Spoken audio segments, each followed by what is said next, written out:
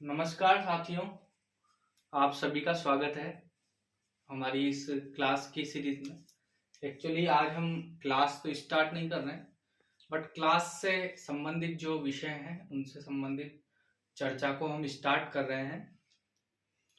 Basically हम यहाँ पर जो सेवाएं हैं उनसे संबंधित बात करने वाले हैं, उनके सिलेबस को लेके, उनसे रिलेटेड जो भी टॉपिक है, इतिहास क्या है, राजनीति विज्ञान क्या है, एक्चुअली संविधान और राज्य व्यवस्था, और जीके जीएस से संबंधित हम करने वाले हैं। और धीरे धीरे जैसे जैसे हमारा उत्साहवर्धन आपके द्वारा होगा वैसे वैसे क्लासेस और अच्छे से डिजिटल फॉर्म में, अभी बोर्ड ये वाला है, फिर डिजिटल बोर्ड भी आएगा, निश्चित रूप से आप लोगों का साथ रहेगा। तो हम आज जो बात कर रहे हैं ये यूपीएससी का जो सिलेबस है, यूपीएससी का जो सिलेबस है, इस सिलेबस में जो अंग्रेजी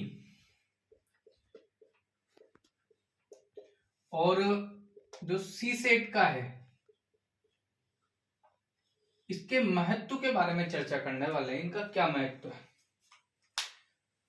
चूंकि मैं भी यूपीएससी की तैयारी में रहा और इससे संबंधित चीजें रही। इसमें अपनी अंग्रेजी हो गई जो कि मुख्य परीक्षा में आती है, और सी सेट है ये प्रारंभिक परीक्षा में आता है।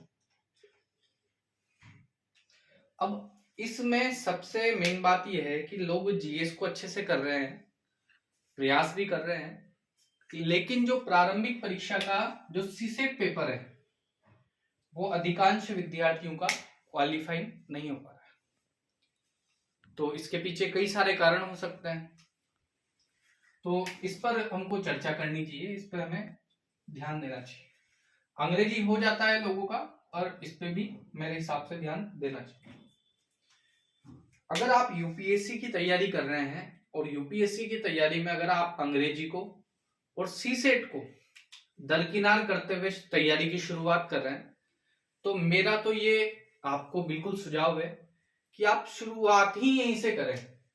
जब भी आप तैयारी करें तो सबसे पहले आप सी सेट के पेपर देखें, हालांकि क्वालिफाइंग है, पर इसको सबसे पहले तैयार कर लें ताकि हमारी सफलता में जो है किसी प्रकार की बाधा नहीं आए। और जो मुख्य परीक्षा है इसमें अंग्रेजी है, तो अंग्रेजी में जो आपको जो भी चीजें हैं अड़चन करती है, तो सबसे पहले इसका ही समाधान कर लिया जाए ताकि किसी प्रकार की कोई दिक्कत आए नहीं। तो अब अगर आपको मान लीजिए यूपीएससी भी नहीं करना है, आप आरएस की तैयारी कर रहे हैं, तो आरएस की तैयारी में गणित और रीजनिंग, इनका महत्व और अंग्रेजी का महत्व क्या है। तो आरएस की तैयारी में प्री में गणित के और रीजनिंग के प्रश्न आते हैं, लगभग 20-30 तो प्रश्न आते ही हैं, 20-23, 20-15, 20 लगभग इन दोनों को मिला के। तो जिनका ये पोर्शन तैयार होगा उन्हें प्री पास करने में थोड़ी सी आसानी होगी। हालांकि जीएस के बिना नहीं हो सकता है, ये बिल्कुल स्पष्ट है, किंतु अगर ये चीज आप कर लेंगे तो आपको प्री में काफी संतुष्टि रहेगी। और आरएस की मुख्य परीक्षा में भी अंग्रेजी का महत्व, जो कि पेपर 4 है, इसमें हिंदी और अंग्रेजी आती है। तो हिंदी में तो मूलतः इतनी समस्या लोगों को नहीं आती है, या आती है तो उसका समाधान भी कर लेते हैं, लेकिन हम अंग्रेजी, जो कि मैं अपनी समस्या के बारे में बता रहा हूं, क्योंकि जिन चीजों पे मैंने ध्यान नहीं दिया, जिन कमियों पे मैंने ध्यान नहीं दिया, उन पे ही अधिकांश लोग ध्यान नहीं देते हैं।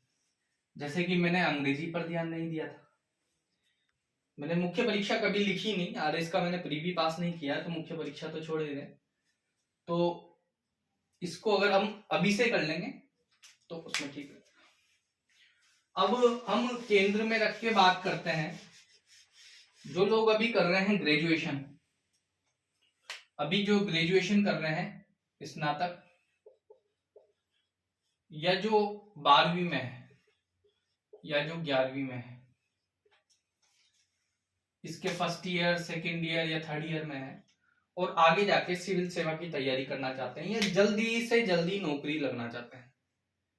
अगर आप राजकीय सेवा में जाना चाहते हैं मेरे दोस्त, मेरे भाई, मेरे बहन, तो आपको कुछ विषय ऐसे हैं जिन्हें अभी से तैयार कर लेना चाहिए, ताकि आपको पछताने की कोई आवश्यकता नहीं हो। आप गणित को अच्छे से कर लीजिए, आप रीजनिंग को अच्छे से कर लीजिए, और आप अंग्रेजी को अच्छे से कर लीजिए। अगर आप इन तीनों विषय को कमजोर रखते हैं तो निश्चित रूप में आप 25 से पहले तो नौकरी नहीं लग सकते। अगर आपको नौकरी लगनी है 22, 23, 18, 19, 20 इस उम्र में, 23 से पहले पहले अगर नौकरी लगनी है, तो आपको अपनी गणित, रीजनिंग और अंग्रेजी, इसको बिल्कुल अच्छे से कर लेना चाहिए। एसएससी में जो है एमटीएस का पद, सीएचएसएल का पद और सीजीएल का पद, ये भी आता है। तो इनमें भी मैथ, रीजनिंग, इंग्लिश, इनका महत्व तो काफी ज्यादा रहता है। और हम अगर इनको नहीं करते हैं, मैं इनको पढ़ाने वाला नहीं हूं, पर इनके महत्व के बारे में मैं आपको बता देता हूं। आप कहीं से भी पढ़े उस चीज को, वो चीज है जैसे भी आपको सुविधा लगे। हमारे प्लेटफॉर्म पर अगर जल्दी से आप लोगों का प्यार और सहयोग मिलेगा तो इस प्लेटफॉर्म पे भी निश्चित रूप से व्यवस्था की ही जाएगी। किंतु अगर आप इन सब्जेक्ट्स को हल्के में लेते हैं तो आप सरकारी नौकरी लगेंगे, इस चीज को तो आप विचार को हटा ही दीजिए। अगर मैथ, रीजनिंग और इंग्लिश अगर आपने सही से नहीं किए तो राजकीय सेवा में जाने का जो सपना है उसे छोड़ देना चाहिए मेरे हिसाब से तो। और जो लोग अभी 12वीं में है, 11वीं में है, चलो 12वीं 11वीं भी छोड़िए, आप तो जो लोग फर्स्ट ईयर में है, सेकेंड ईयर में, यहाँ तक बोर्ड भी रहता है, तो उस चीज को अपन देख लें। जो स्नातक के first year, second year, third year, आप तो फर्स्ट ईयर में अंग्रेजी कीजिए, सेकेंड ईयर में मैथ कीजिए, थर्ड ईयर में रीजनिंग कीजिए, खटाखट बीए आपकी पास हुई, साथ में सरकारी नौकरी।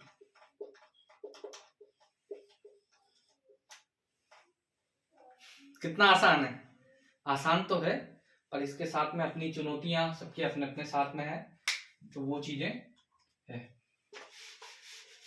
अब जो प्रश्न है वो ये है कि अंग्रेजी को कैसे करें, गणित को कैसे करें, रीजनिंग को कैसे करें।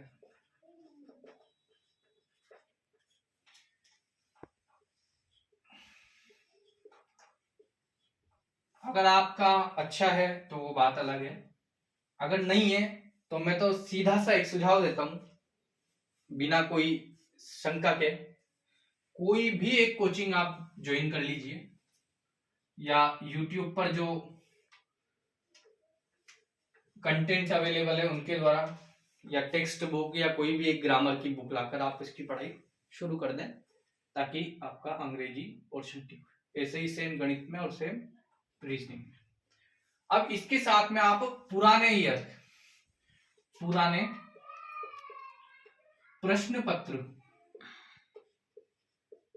ये अनिवार्य रूप से देखें, देखने ही हैं। अगर आपको सरकारी नौकरी लगना है तो पुराने प्रश्न पत्रों को देखें। अब बात आती है कि मान लीजिए हमारी अंग्रेजी, गणित और रीजनिंग अच्छी हो गई है, अब हम सीसेट क्वालिफाइंग कर सकते हैं और हम अंग्रेजी के मुख्य परीक्षा के जो अंग्रेजी का प्रश्न पत्र है उसे हम समझ रहे हैं और ठीक से कर पा रहे हैं। तब हमें यूपीएससी या किसी भी प्रकार की सेवा में, क्योंकि जो बेसिक, जो सबसे मिनिमम योग्यता है उसे ही हम क्वालिफाइंग नहीं कर पाएंगे, तो फिर आवश्यकता क्या है इतनी बड़ी सेवा में जाने की। या फिर ये समझिए कि एक मैनेजमेंट है, आप प्रशासक बनने वाले हैं और बड़ी बड़ी सेवाओं को आप क्रियान्वित करने वाले हैं। अब आपका सीसेट हो गया है, अंग्रेजी हो गया है, हिंदी तो निश्चित रूप से थोड़ा बहुत प्रयास करते हैं तो अपन खुद कर सकते हैं। किसी का हो सकता है सेम यही अंग्रेजी की जगह पे वो हिंदी या किसी और भाषा को, अंग्रेजी तो अनिवार्य रूप से आएगी सही, और कुछ अन्य भाषा आएगी तो उसमें से वो कर सकता है। अब बात आती है कि वैकल्पिक विषय जो है उसको लेना है, सबसे पहले उसको तैयार करना चाहिए मेरे हिसाब से तो, या फिर इसका दो स्ट्रेटेजी है, या तो अपन जीएस पहले पढ़ें और जीएस में से जो प्रश्न पत्र अपन को अच्छा लगता है, अगर आप तय कर चुके हैं कि मुझे ये, उन संदर्भ में अपन बात कर सकते हैं, जो लोग तय कर चुके हैं कि मुझे ये विषय वैकल्पिक विषय के रूप में लेना है, उन लोगों के लिए ये अच्छा रहेगा। सबसे पहले ये करें और वैकल्पिक विषय भी आप तैयार साथ में कर लें। ये होने के बाद में अगर आपको लगता है कि अब आपकी ग्रिप अच्छी है तो आप जीएस पे उतर जाएं, वरना आप जिनका वैकल्पिक विषय के बारे में विचार नहीं हुआ है वो जीएस से भी शुरुआत कर सकते हैं। तो सबसे पहले अगर आप यूपीएससी सीएससी की तैयारी करना चाहते हैं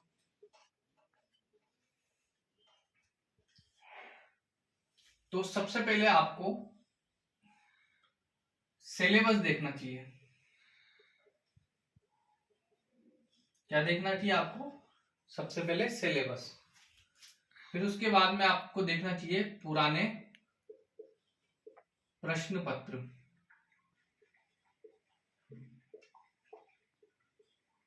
फिर इसके बाद में आपको एनसीईआरटी की जो पुस्तकें हैं उन्हें देखना चाहिए या उन्हें पढ़ना चाहिए। सबसे पहले आप देखें सिलेबस, फिर उसके बाद में आप देखें पुराने वर्ष के प्रश्न पत्र को, फिर उसके बाद में आप देखें एनसीईआरटी पुस्तकों को पढ़ें, आराम से 2 से 3 बार रीड करें अच्छे से। फिर उसके बाद में वापस से यही स्टेप यहाँ पे अपनाएं कि जो पुराने प्रश्न पत्र हैं, पुराने प्रश्न पत्र, इनको दोबारा से हल करें कि आपसे कुछ हो पा रहा है या नहीं हो पा रहा है। फिर उसके बाद में आप कोई कोचिंग अगर ज्वाइन करना चाहते हैं तो उस कोचिंग के अगर कोई नोट्स मार्केट में अवेलेबल हैं तो उन नोट्स को आप पढ़ें। नोट्स मैं बिल्कुल आपको ये नहीं कह रहा हूं कि आप केवल मेरे ही चैनल को लाइक और शेयर सब्सक्राइब करते जाएं। आपको जहां से भी अच्छा कंटेंट मिलता है, उत्साह बढ़ाना हमारा नैतिक कर्तव्य होना चाहिए। सबसे पहले आप देखें सिलेबस को, फिर आप देखें पुराने प्रश्न पत्र को। इस चीज को आप इस तरीके से भी देख सकते हैं, न केवल यूपीएससी की परीक्षा में, कोई से भी एग्जाम में आपको देना है तो उसमें सिलेबस, उसके बाद में पुराने वर्ष के प्रश्न पत्र, फिर एनसीईआरटी पुस्तकें, फिर एनसीईआरटी पुस्तकों के माध्यम से दोबारा से प्रश्न पत्र को देखें, फिर नोट्स जिस कोचिंग के अवेलेबल हो मार्केट में, जहां से भी अपन को सुविधाजनक प्राप्त हो सकते हैं। उसके बाद में नोट्स अगर आपके हो गए तो फिर से आप वापस से इन प्रश्न पत्रों को करें। एक बार तो ये हो गए, 2 बार ये हो गए, और तीसरी बार वापस से ये प्रश्न पत्र। और जब ये नोट्स कंप्लीट हो जाते हैं तो प्रश्न पत्र हो गए। फिर इसके बाद में अगर आप कोचिंग ज्वाइन करना चाहते हैं तो फिर जिस भी कोचिंग को आप ज्वाइन करना चाहते हैं वो कोचिंग ज्वाइन कर लें। उसके जो टारगेट दिए जाते हैं उन्हें पूरा करें और टेस्ट सीरीज ज्वाइन करें। उसके बाद में आप अभ्यास करें, फिर टेस्ट को रेगुलर रखें, मिनी और लॉन्ग टेस्ट।